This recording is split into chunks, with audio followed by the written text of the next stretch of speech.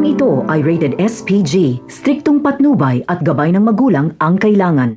Lumabas at pumunta ng Quiapo si Roberto para magpakitang tao at makisalamuha sa mahihirap.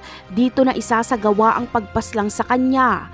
Akala ni Olivia ay magiging mayor na siya pero hindi pala dahil hindi mamamatay si Roberto. Papalpak itong binayaran nilang assassin. Parang si Rigor ang makakapagligtas sa buhay ni Mayor Roberto.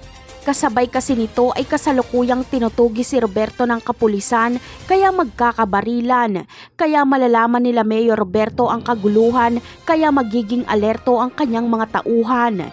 Ito ang dahilan kaya mabubulilyaso ang pagpaslang kay Roberto dahil agad siyang babalik sa City Hall para makaiwas sa nangyayaring barilan.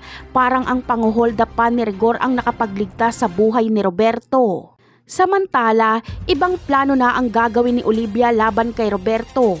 Sisirain niya ang pagkakaibigan ng Guerrero at Montenegro.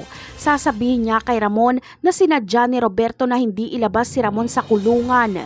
Kaya ikakagalit ito ni Ramon. Sasabihin din ni Olivia na siya na lang ang suportahan ng mga Montenegro sa parating na eleksyon. Kakalabanin niya umano si Miguelito. Papayag dito si Ramon, makikipagkasundo siya kay Olivia. Ayaw din kasi ni Ramon kay Roberto dahil alam niyang hindi niya ito maaasahan. Mas maganda nang si Olivia ang maging mayor dahil mas makokontrol ito ni Ramon. Kaya ang mga Montenegro ang magiging kakampi ni Olivia laban sa sarili niyang pamilya.